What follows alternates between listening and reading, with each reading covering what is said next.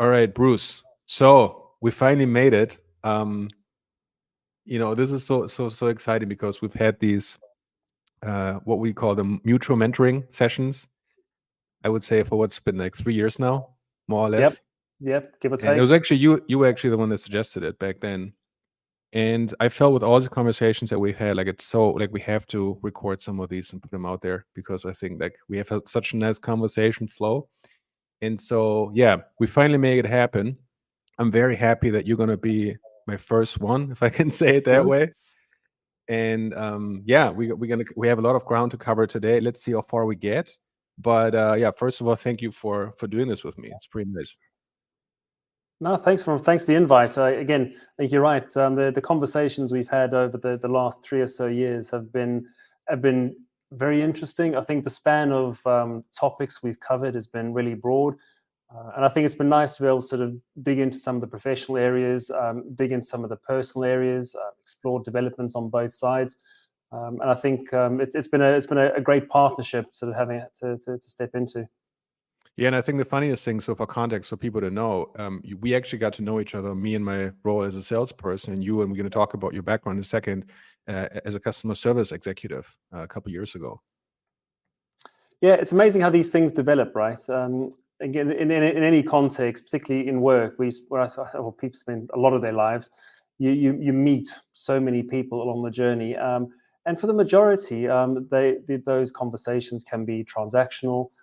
Some of them build into something more, but very few of those actually turn into longer term sort of friendships and relationships. Yeah, I think that's a good way to put it. I would definitely say we've arrived at that level with banter and very inappropriate jokes, and so. But yeah, so why didn't you quickly introduce yourself? Quick background, who you are, where you come from. You also have a very interesting background in the journey, and actually what you're doing today. Yeah, so I'm Bruce Swan.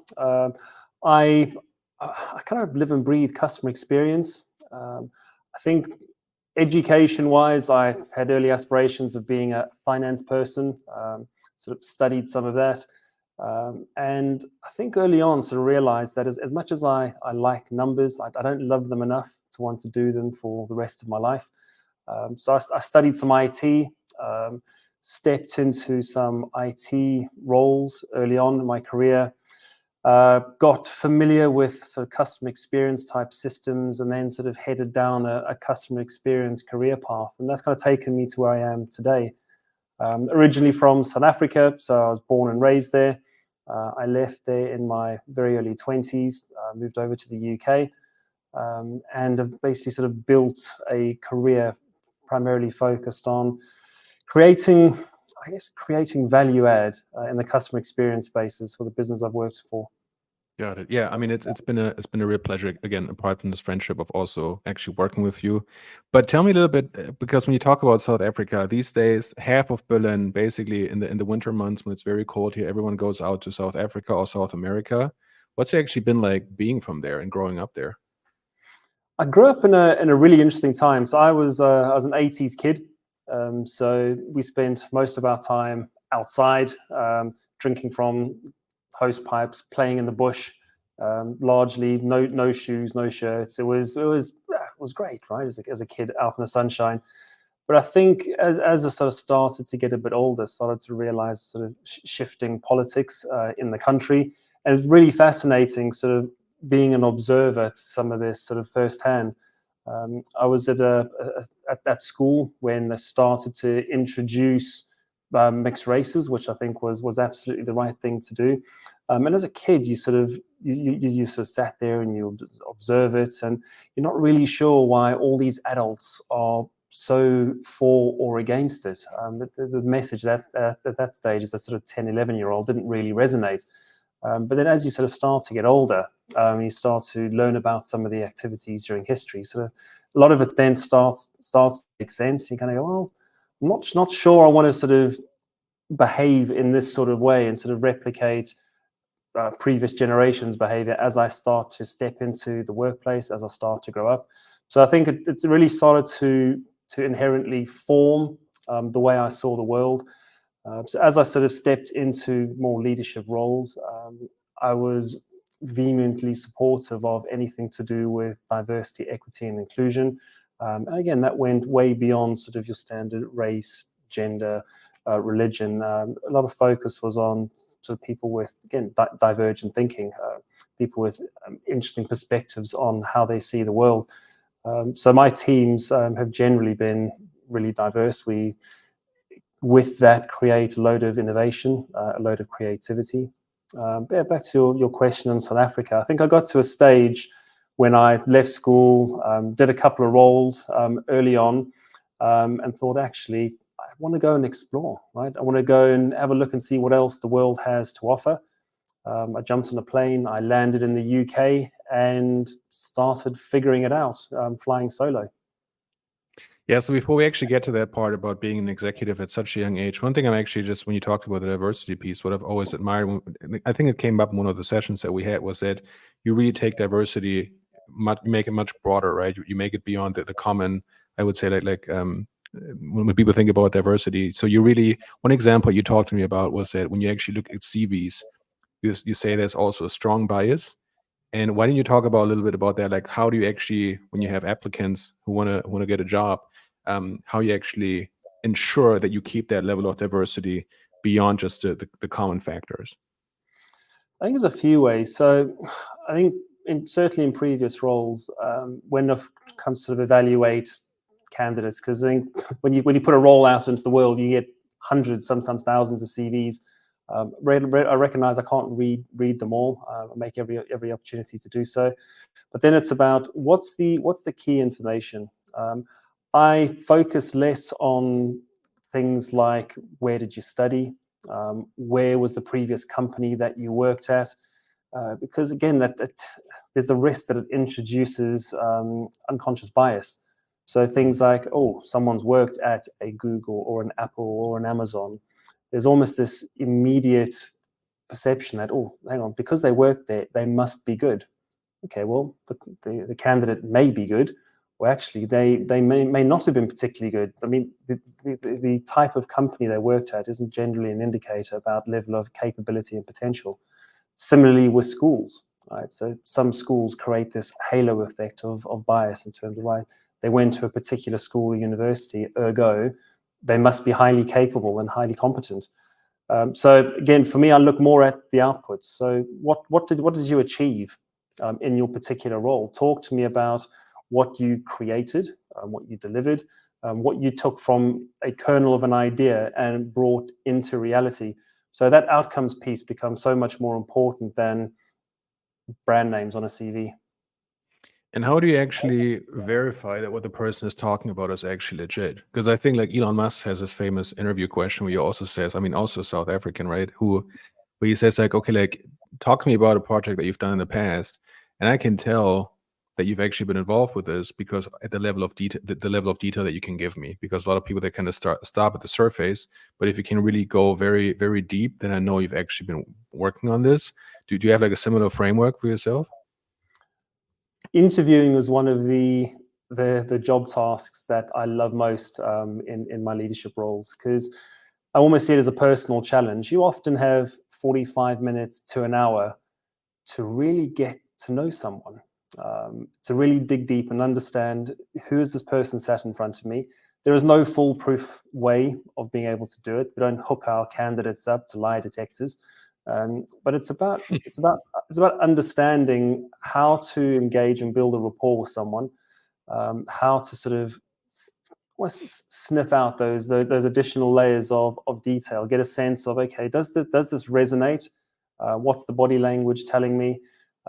What type of words are they using? And to your point earlier, how much detail are people going into?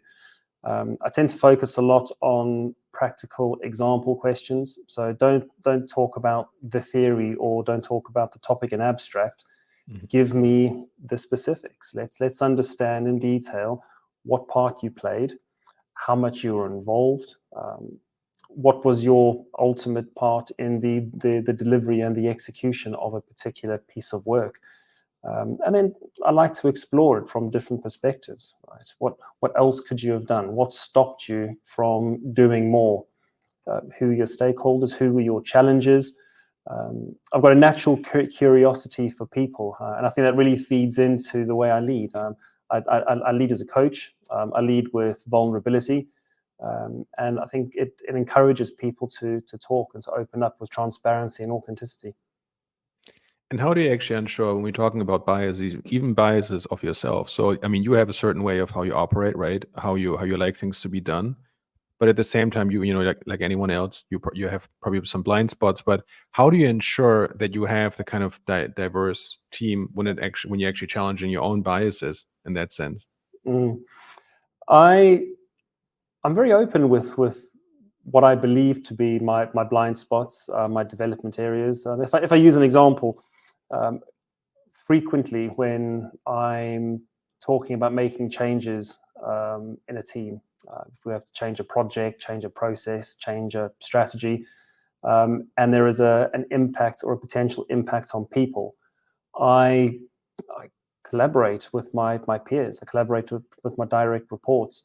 And I think I do that for one primary reason, in that my competitiveness, my strategic focus is very high. My empathy, in terms of natural empathy, is not very high. I recognize what the behavior looks like. For me, it's a very learned behavior, but it doesn't resonate at a deep emotional level. So I make sure that I have colleagues in my teams who have high empathy, who can put themselves in the shoes of others and really understand the crux of how this could impact or resonate with a person or a group of people. So I use my colleagues as sounding boards and talk through, right, what does this feel like for someone else? How does this idea potentially land with this group of colleagues? And what am I missing? What do I need to ensure that I consider as we start to kick this project off or kick off this change? How do we structure the communications around it? And how do we de-risk the negative impact on colleagues? So one of the things that we touched upon earlier is that you became an executive at a very young age. I believe it was 24. Is that right? Yep. So how, who is the Bruce in 2024 who's not 24 anymore, who's been around for a while as a manager, maybe also as a human being, obviously, but like in comparison to that young Bruce who was, and please talk about what that experience even was like before you answer that first question. But then, like living this crazy life as a young executive, this kind of yuppie lifestyle. I mean, less yuppie. I think anyone that's done a bit of traveling for work will tell you that it's a hard slog. But yeah, I was lucky enough to join a business that was starting up, fairly new in the UK. I think I joined and there was 5 other people. I think revenue was sort of tens of thousands a year, and I sort of joined early enough to be able to get involved in forming how the business could be shaped. The products pretty much sold themselves. So in-car satellite navigation devices. So right at the very beginning of that wave. So the growth over the years that followed was significant. So it went from a team of 1 customer service person, i.e. myself, to dozens, hundreds of people by the time that I left, or actually by the time the company was at its peak. So going through that, I had an opportunity to ask myself, okay, well, what could this be? And start to build those teams out. Like some very, very good bosses who supported and helped me develop. Because again, being in my early 20s, I never led people before. I'd only ever sort of done sort of IT and finance. So this was a very new arena for me. So there's a lot of learning, a lot of energy. I didn't have any sort of hindrances. I wasn't married. I didn't have any mortgages. I didn't have any concerns. I was sort of free to really focus on career. And yeah, by the time I was sort of 24, I was looking after sort of this company's global contact center operations and spending a lot of time visiting different locations. So across Europe, Australia, New Zealand, into Asia, setting up outsourcing contact centers. So there was a lot going on. I think I was out of the country for 4 to 6 months every year. And that really energized me. I think it gave me a real sense of, okay, the world is big, but also cultures are different, right? Not everyone acts and behaves the same way as South Africans and British. There's a whole world of cultures to be sensitive to. And I think introduction to that really early on in my leadership career was so important in sort of helping me form this rounded view of what sort of a leader do I want to be. And so what happened? I mean, who's Bruce the leader today in 2024 in comparison to that? I mean, you already gave a little bit away of that, but sort of like what was maybe the biggest transitional transformational development, I should say? You talked a little bit about the empathy part, but is there anything else that stands out? Yeah, I think me as a leader back then, again, very young, felt the need to do everything quickly. So right, let's build this team, let's deliver the strategy, let's land this project. I think there was a lot of speed. With some of that speed came mistakes. It came with more of a focus on outcomes and less of a focus on people. And I think if we look at, I don't know, there's the classic insight discovery colors wheel. I was very much in the red section, right? Not aggressively so, but very determined, very competitive, very assertive in terms of let's get this done.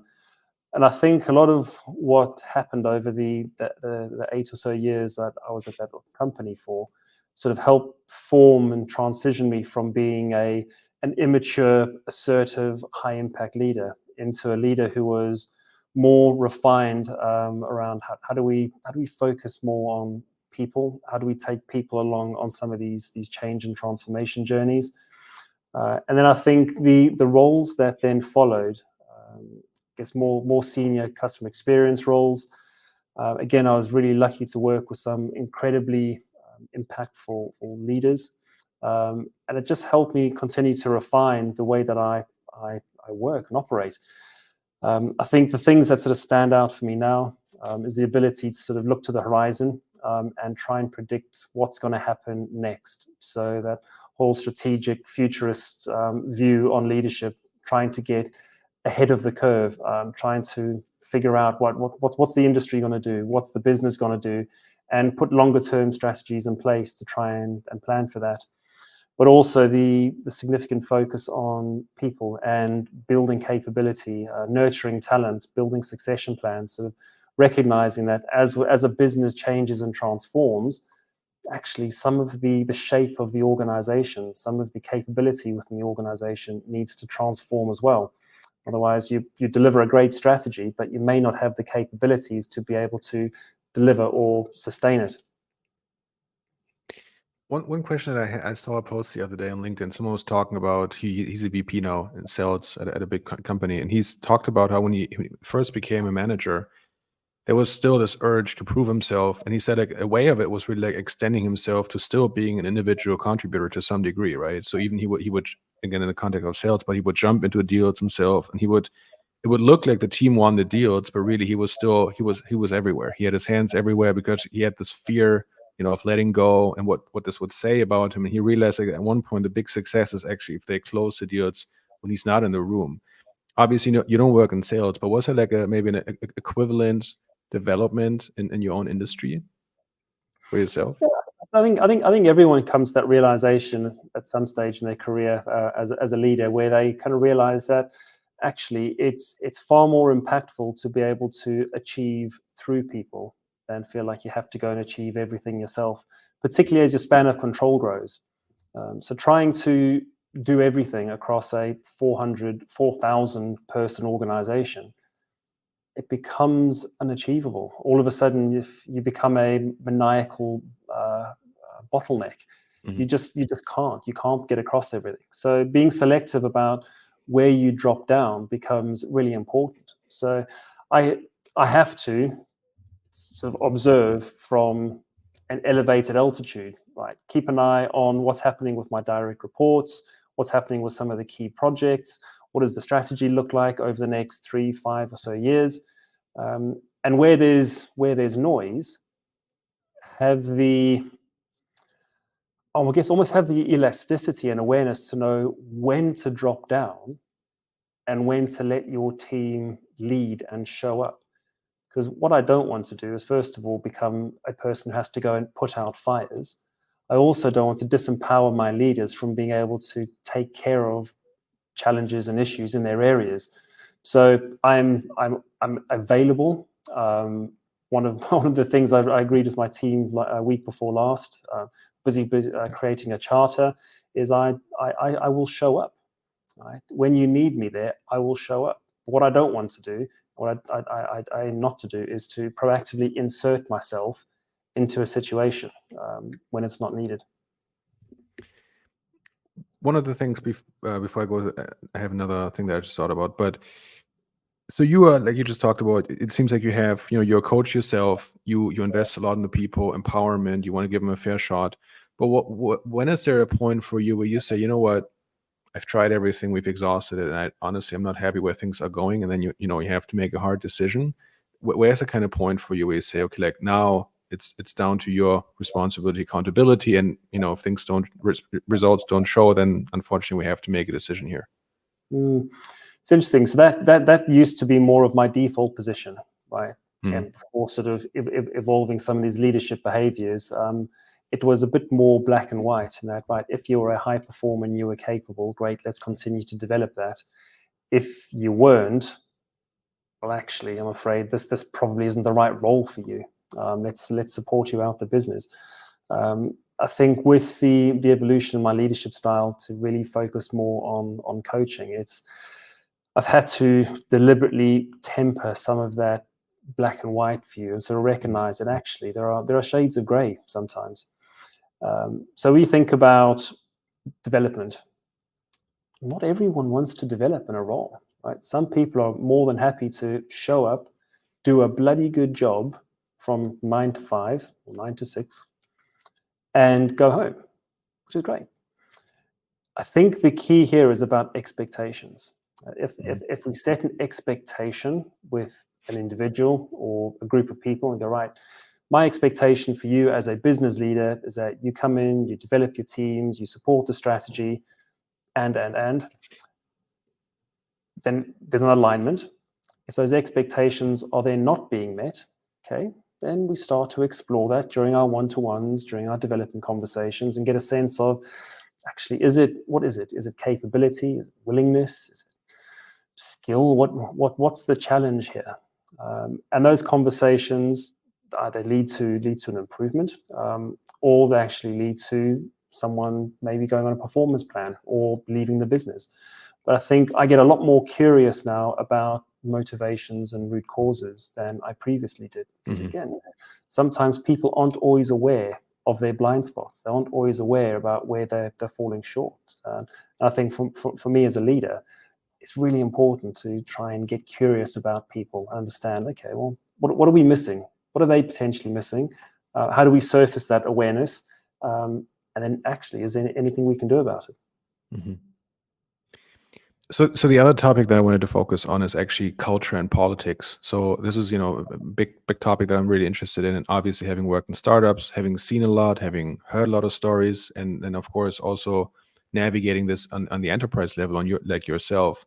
What I'm curious about as someone who struggled with that before as well, and being kind of wearing his heart on his sleeve basically, and just being too open with his own views, and kind of also kind of reading the game when you enter a new company. I mean, you've joined a new company about almost 2 years ago at this point. How do you assess a company culture / the politics? I mean, just basically how things, that unspoken set of rules that you basically almost have. How do you assess that for yourself? And then how do you navigate through that? Because I think it's a big challenge for a lot of people. That really is, and culture is one of those. You're right. It's like an unwritten way of working. You can have your company charter and your mission, but the way that gets lived is generally not jotted down on a scroll and given to you when you join. People can talk a little bit about, our culture is these 4 values and this set of tenets. How that lives and shows up day to day at a business can be very different.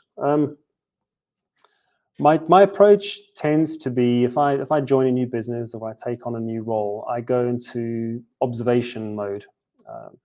I almost deliberately choose not to take decisions.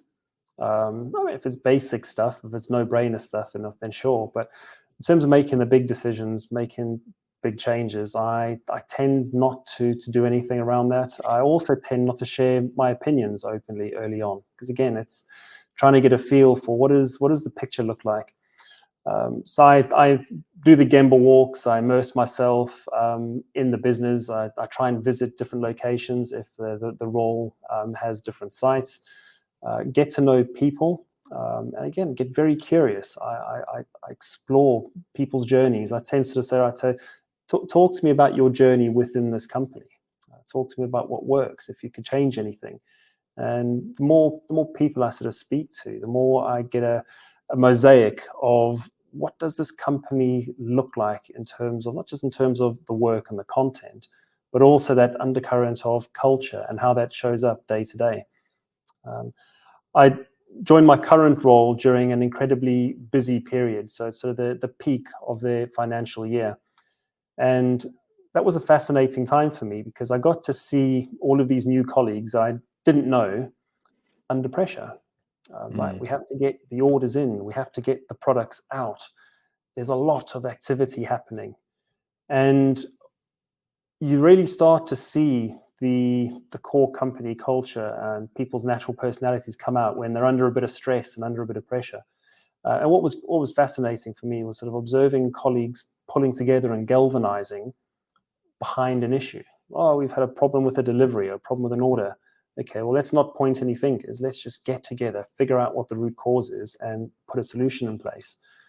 Again, that varies from business to business, but for me, it's about keeping my eyes and ears open early on, asking a lot of questions, keeping some of my opinions to myself, and then starting to explore hypotheses as I start to learn the business a bit more. So I reflect back what I've observed, I reflect back what I've heard, and get a sense from my peers and my colleagues about, okay, is this true or have I missed something? Mm-hmm. So it's a lot. I don't know if you've read the book 48 Laws of Power. I think I have it somewhere behind me by Robert Greene. Have you heard about that book? I haven't, no. Oh, okay. It's actually it's sort of like the Bible of, well, the title is a bit provocative, but basically what he did is he assembled a lot of, I guess, the readings of people like Machiavelli and those folks and how to achieve power. So that's why I think it has a bit of a negative connotation, but it also talks a lot about how at the end of the day that happens with or without you. Like even if you don't engage with it, that people happens around you. People play games, there's things happening, and a lot of, like you said, is actually not written on the wall, right? And then this is like the tough thing to navigate. And he also talks a lot about how the first one is actually, the first law is never, like, don't outshine the master, which I think for me was always an issue when I was younger, because you kind of you have to prove yourself. And then you have managers and executives, and for the wrong reasons, my mentor always would say, the road to hell is paved with good intentions, quoting the Bible there. So you had the good intention to show that you care, that you're engaged, and then you basically made your own managers, executive look bad, and all those types of all those types of things. But I think it very much echoes what you talked about, to say, okay, like, first of all, instead of just like jumping ahead, taking some time, observing, seeing what's going on, how people react, like what you talked about with the pressure. I think that's a perfect example, because then there people cannot so much have up the facade that they might otherwise wear, and they can show some of their true colors. So that is definitely quite telling. I want to switch a little bit to now. I made a post a couple of weeks ago about, based off of one of our sessions, what the day-to-day of an executive like yourself actually is like. Because I feel, in particular for me, as a salesperson, and on this channel I also talk about sales topics, like you just said, like we reach out cold to people like yourself who want to sell you something, and we don't get through. It's hard to catch someone like you. And I think the biggest mistake that many of us make, we don't have the empathy, going back to that word, or the sense even of what a day for someone like yourself looks like. And I think it's because we think about our own day, and it can be stressful, but we assume that my day is going to be the same as yours. But then, you walk me through this, like, if you could do like a summary. I mean, in your example, first of all, how often you are actually on the road in your role and as an executive in the customer service space, and then also how that really looks like with all the details that you told me a couple of weeks ago, because I think it's so fascinating. When I wrote that post, you should have seen the comments. I mean, people had a good time. They didn't think it was real, but I think that's the reality of someone like yourself, many others in that position, to get an understanding, like, okay, like, what is it actually really like, and then try to find a way how I can potentially get in, but realizing kind of what's what's that really like for Yeah. you? Yeah, I think it varies from individual to individual. I think in my role, I've got a dozen or so teams across Europe. So I tend to travel sometimes twice a month. Um, then normally it's 1 or 2 nights here and there. Sometimes if I need to go further abroad outside of Europe, it's a week away.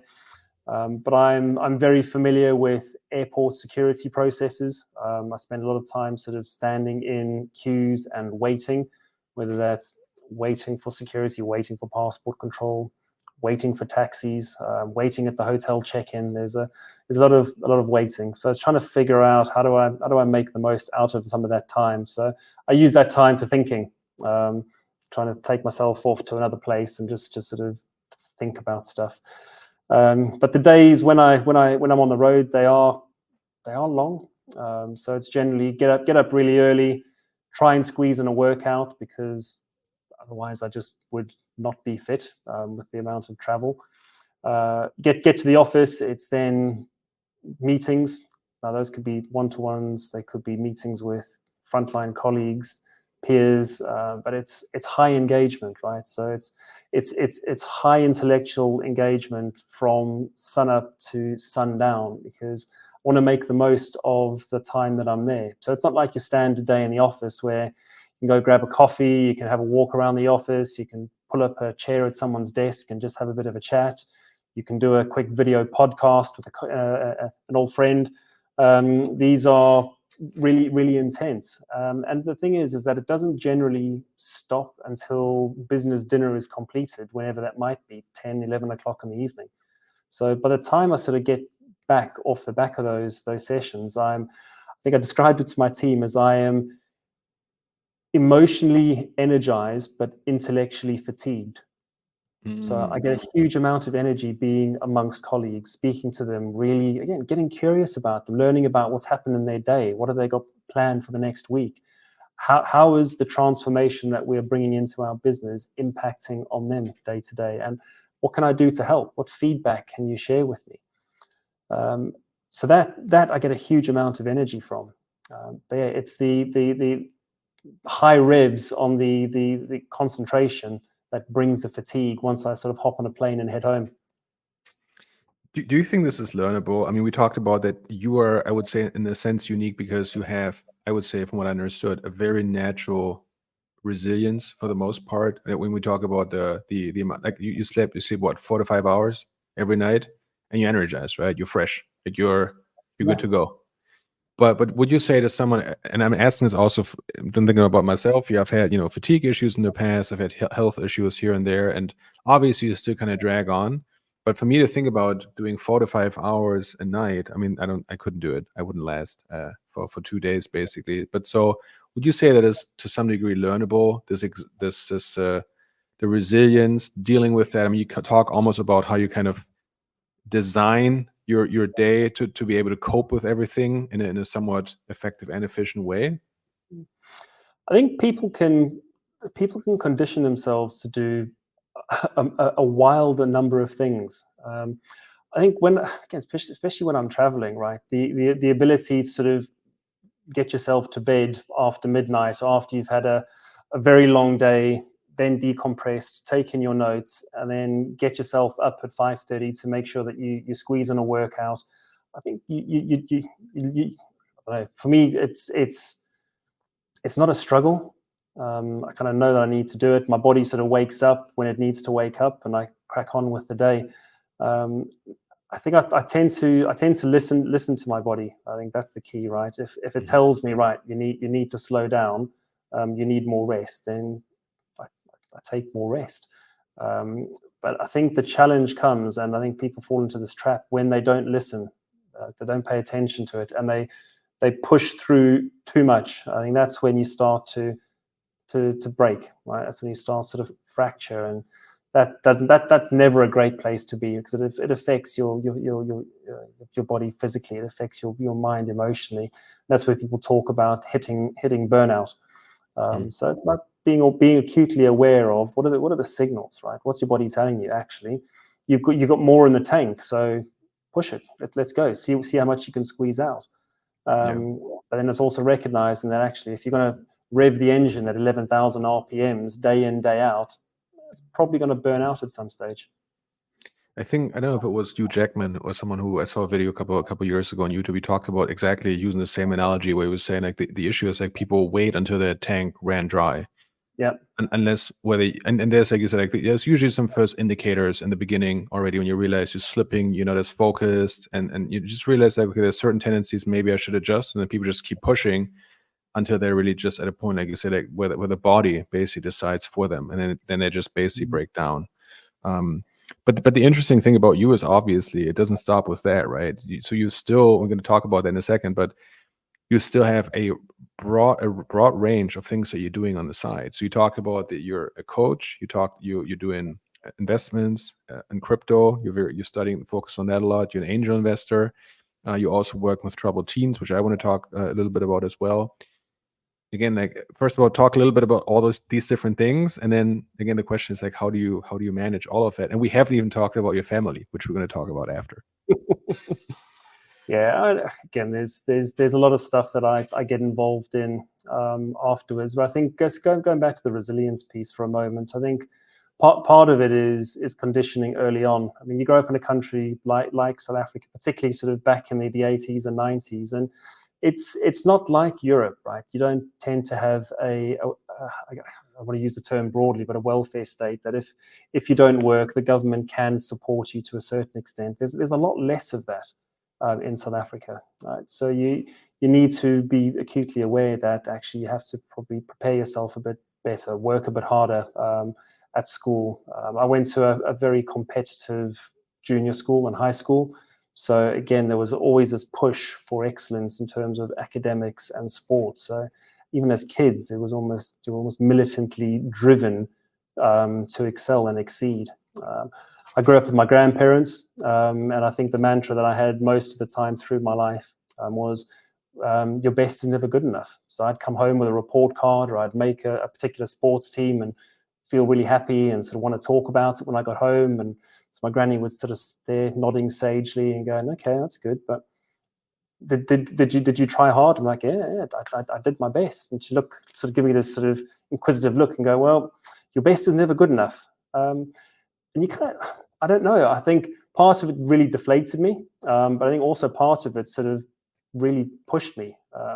So I think very early on, that was just deeply instilled in me. Now, don't get me wrong, I don't abide to that notion by any stretch of the imagination. I think it's very discouraging to tell someone that no matter how much they try, it's never quite good enough. But I think what it did do was sort of create this really strong resilience in the way that I approach things, right? I tend not to give up until I've explored multiple avenues.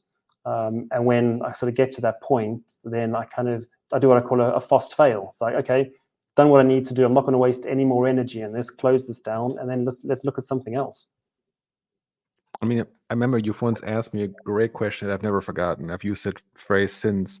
When I presented to you, was it my last job that I was in? I did a presentation for a manager, kind of like what's the road ahead, what I want to do with my career, my life, and within the company too. And I think the question that you asked me when you looked at my presentation, you were asking me, what is your ceiling? Right. And I think it's kind of the same logic when it comes to kind of how far can you actually go? Like what is your ceiling? And so I think in that sense, you're right about like, obviously there's an unhealthy way of doing it, and, performance trauma, and that's like a big thing. But the other thing of that is like, just like giving up too easy and throwing in the towel way too quickly. But I feel like I've always felt like you have a healthy sense of it. And it seems like would you say that you've is that fair to assume that you found a balance? Like you can still act. Would you say like you could activate if you wanted to? I think you are that type of guy.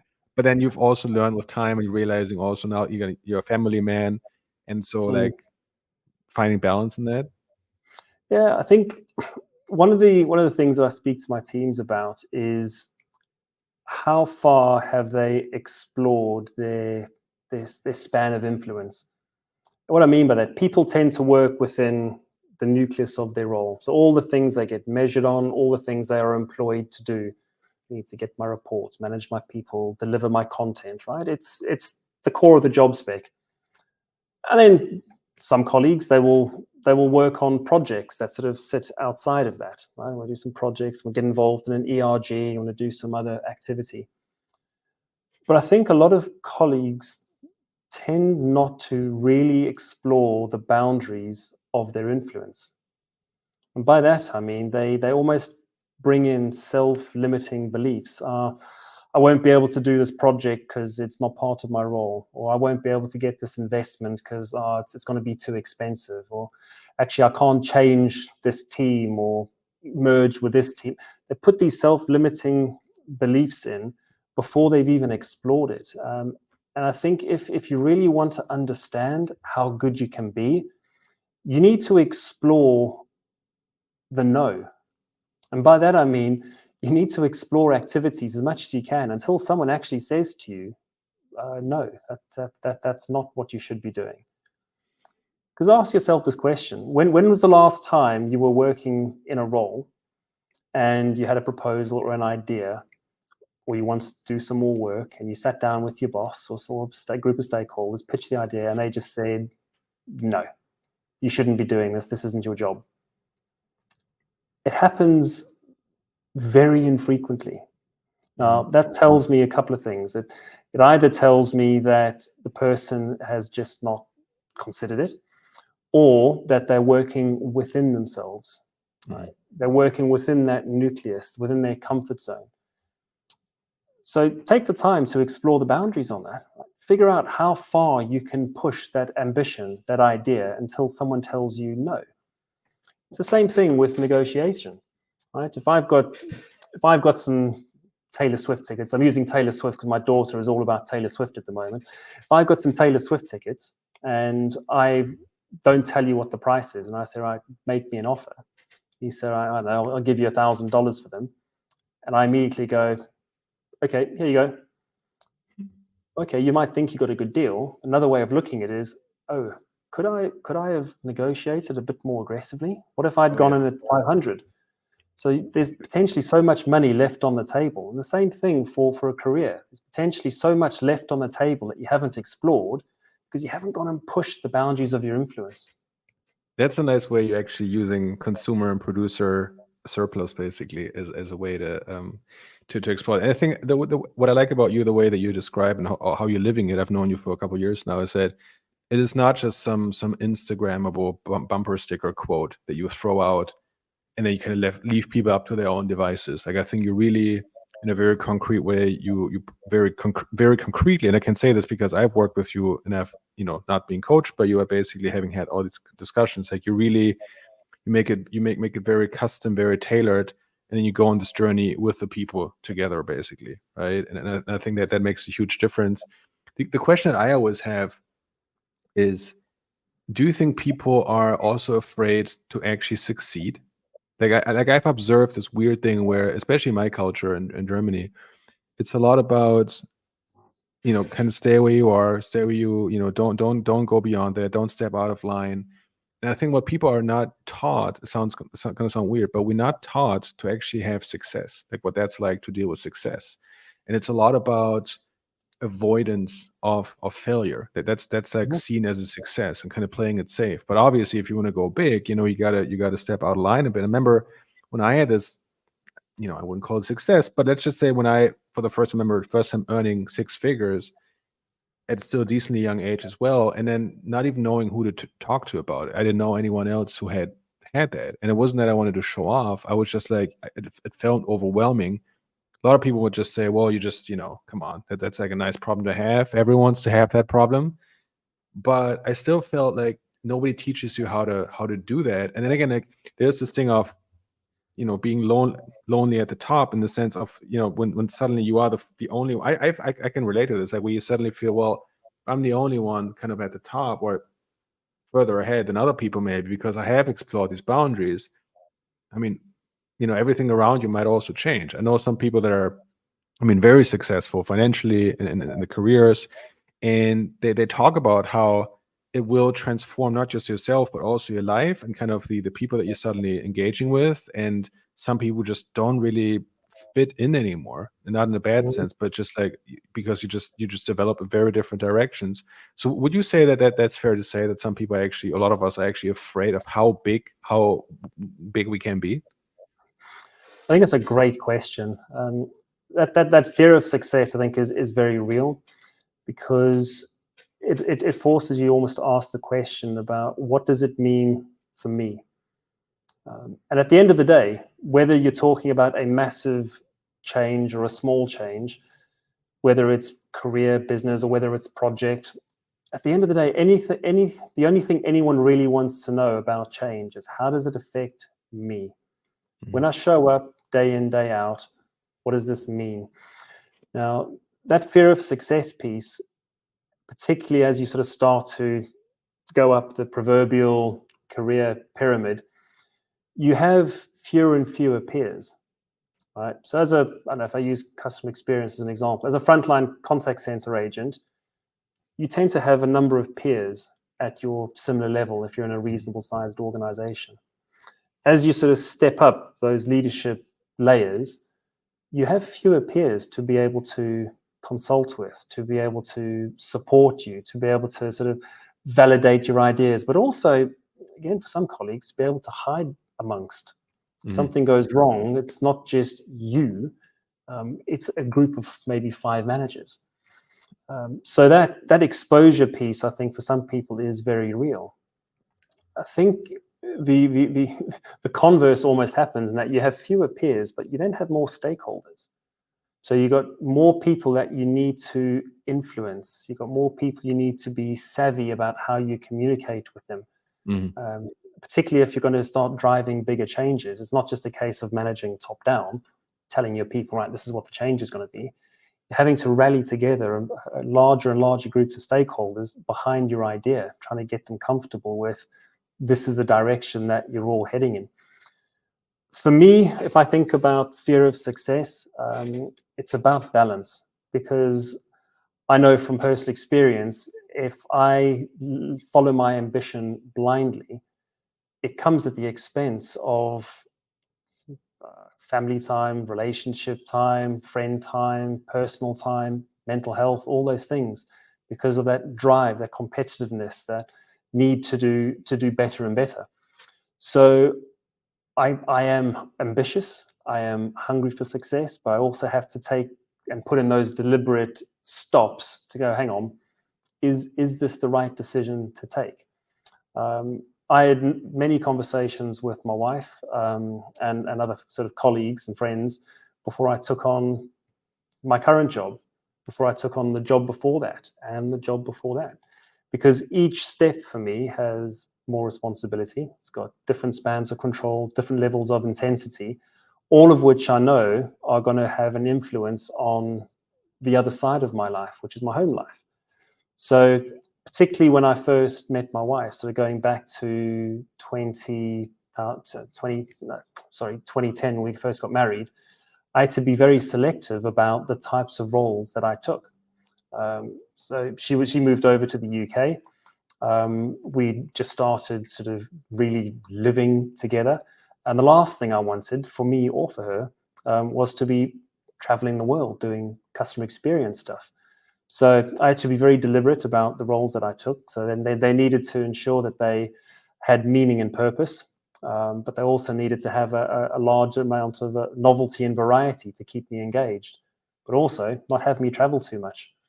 And then as we've become sort of more established, the family's become more established, the kids have got older, I've been able to sort of start exploring some of those more senior roles that have me traveling, have me working at a bigger scale. But again, it's still all about balance. Okay, so yeah, so I think it is a nice segue then to focus on the last piece of for today, which is really the lifestyle design, because I think the way that you organize your life, you already touched on it a little bit now, is how you still manage to somehow have both, like have a very fulfilling, from what I can tell from the outside, a very fulfilling family life, giving a lot of time to your kids and how you raise them, and being very intentional about it, but at the same time still managing this very successful career.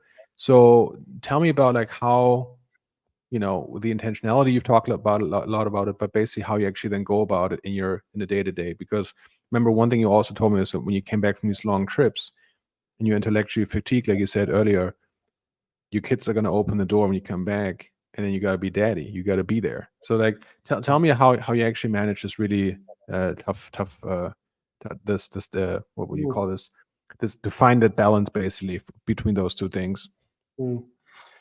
And you're right. It is a balance. I think when I'm away, again, it's all work. I will try as much as possible to phone home. So we bought a little video screen for them, so I can phone them on that when I'm away, in between finishing the workday and going out to dinner. So I sort of touch base with them, sort of check how they're doing. I mean, they largely want to get rid of me, so they might speak for 5 or 10 minutes and then they go off and play on their tablets or do their homework or whatever it is. So I try to show up as much as I can when I'm away. When I'm home, again, I try to get involved with whatever they're doing as much as I can. So I will wake them up in the morning, get them ready for school. When I don't have early morning meetings, I'll drop them off at school. Weekends, I sort of take them out swimming, to swimming lessons, and we'll go out to parks. This past weekend was quite good. We sort of went out to Windsor as a family, spent the day out together. So as much as possible, it's about being present with them and doing stuff with them. They've just got into X-Men, the Marvel movies, the previous Fox movies. Yeah. So we're now sort of sit during some of the school holidays in the evenings and just chill out on the couch together and all sort of snuggle up and just watch some of these movies and talk about them, and they just do crafts and arts. And I mean, it's just as much as possible trying to get What do you mean you involved. talk about them? What do you mean you analyze them together, or No, they have questions. What's this character? Why are they doing this? Who are they doing it? Okay. Yeah, just chat.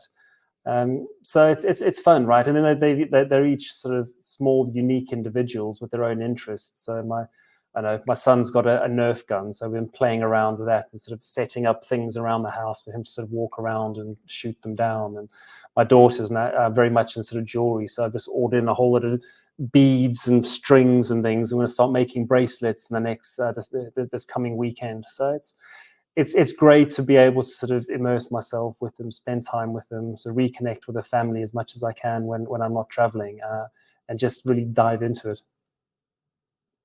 One of the things that you did tell me about as well was basically you're teaching them critical thinking from an early age, right? You really challenge them if they want something from you.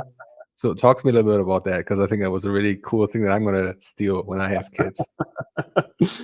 I think they respond interestingly to questions. So I do like to ask them lots of questions. So they'll want something, and I'll almost get them to negotiate with me about it. Right. So tell me why you want it. What's in it for me? Let's discuss it. Quid pro quo. Yeah, same thing when they're feeling a little bit grumpy, right, or a little bit angry. Can't do it every single time, but a lot of the times, if there's an argument, I'll take one of them or both of them into another room, change of scenery, and sort of sit them down once things are a little bit calmer, and then just ask some questions, right? How are you feeling? What do you think the other person was feeling? Right? What do you think you need to do next? Again, just really, really basic stuff. Because I mean, 9 and 7-year-olds, not really big on emotional intelligence yet, but I think it's important to sort of ask some of these questions just to get them into the habit of thinking, rather than just always doing. I know that's going to take many, many more years, but I don't know, it's part of that natural curiosity that I've got. I'm interested to sort of see how they respond. I was just gonna say, like, even I'm thinking if I was that age, if my dad would ask me those things, I would just want to, vent or throw something against the wall if I don't get my, my will. But Yeah, it seems like and they it's respond to it. uh, sometimes, and they're kids, right? They're kids, so they have their moments where they throw tantrums, they shout and they scream, and I get grumpy, and my better half gets grumpy, and it's part of being a family, right? Some of it's very messy, but you sort of work your way through it. And I found that trying to apply business leadership and coaching techniques in the home doesn't really work. So it's having to evolve a whole different set of leadership skills to try and compromise and negotiate with too little people who just don't compromise and negotiate. Right. Actually, to close this off for today, the one thing, because I think we started talking about South Africa and what that was like. Because the one thing I said when we talked about some of the things that you're actually doing on the side, without getting into each one of them, but in particular the thing about working with teens that come from a tough background, because I think that's a very admirable, cool thing, and you've been involved in that, I believe, for a couple of years now, and I think you have even more plans for the future. So talk to me a little bit about that. Yeah, so I think my longer term aspirations, right, particularly having come from a country where if you don't have financial backing, if you don't have a great sort of setup in life, being a youngster is really quite tough, right? And it's pretty easy to sort of slide into difficult situations. So I think for me, longer term, it's about, right, how do I even myself set up a foundation for troubled teenagers where they have somewhere to go, and even if it's just to spend time speaking with people, learning life skills, life coaching, getting a sense of, right, how do you get ready for job interviews? How do you dress? What does a CV look like? How do I do my taxes? Create some sort of area for physical activity. It's kind of just a place where, rather than going to the local corner shop and spending time causing trouble, actually go to a space that is sort of designed for catering for these types of needs. So I think that's very much what I want to sort of do longer term. I think a lot of what I'm doing at the moment around leadership skills and learning about business and raising a family, I think is helping me to get ready for that next stage of my life, sort of post-retirement. And I think that's where I'm going to start to get, again, that next wave of inspiration and sort of competitiveness to sort of make this work, right? How do we change lives, right? So that whole piece around meaning and purpose, get really important for me, right? Do something that matters. And then the whole piece around novelty and variety, it's what can we do to really make a difference in this space? Well, I think that's a perfect message to end on, because I feel like if there's anyone that's qualified to do that, it would be you, considering like how with your background, how much you've worked on yourself, and how you're already doing that with so many other people that you work with, including myself, right? So I've really appreciated knowing you for, I think it's been 5 years now. God forbid. It's man. Been a long time now. Yeah. This is we're approaching the critical 7th year, so we got to figure out what we're going to do there. But yeah, Bruce, it's been a real pleasure as always, and we're going to continue these. I think it's every 3 weeks, our mutual mentoring sessions, and maybe we're going to have. I'm pretty sure that we're going to have another version of that to explore some more specific topics on this. Just a final thing for people, if they want to find you, want to look you up, want to get in contact with you, what's a good way to reach out to you? LinkedIn's probably best. LinkedIn. So I check LinkedIn from time to time. I think email won't work. I really struggle to get back to people on email when it's not explicitly related to my role. But yeah, by all means, if you want to reach out, ask any questions about anything that I've spoken about today, just get in touch with me on LinkedIn. How do we, I mean, as a salesperson, I have to ask this, how do we increase the chance that you actually reply? Like, what are some of the things that people could or should include in their message that's a higher chance that you're actually going to get back to them? That's a really tough one, right? I would say of the 100% of solicitations I get via email or LinkedIn, probably less than 1% I respond to. Now, that's not because I got anything at all against people soliciting services and products. I think it's an essential part of being made aware of what's out there. Two sort of things limit it. The first is that I receive hundreds a week, and then that isn't an exaggeration. And it's crazy. everything from consulting to services to products to facilities. There is a lot coming inbound, so I don't have the time to read everything. And the second is stuff that is actually relevant. So there's a bit of timing, a bit of luck involved in terms of, okay, am I looking for a particular product or service at the moment, and have I received anything in the last couple of weeks that is aligned with that. So there's no silver bullet for this. I think again, timing and luck sort of features. I think there's a piece around research and networking as well. So I get recommendations coming in through my network based on conversations that I've had with people in my network about what I'm doing, some of the thoughts I'm having about my role, my organization. And it may be that conversation links into someone going, oh, actually, I know someone who can help you out with that. Let me put them in touch. So again, don't have a much more concrete answer for you than that. No, I think it's pretty good. And I guess the people mentioned that listen to this, that's what I was going for. That's going to be probably going to increase the chances. Cool, Bruce. Then thank you so much. And like I said, we'll probably do this again sometime soon. But for now, enjoy the rest of your summer, and we'll be in touch. Thanks a lot for doing this. That's great, Dennis. Thanks very much for the invite. Thanks for those of you who've watched. It's been great catching up, and have a great afternoon.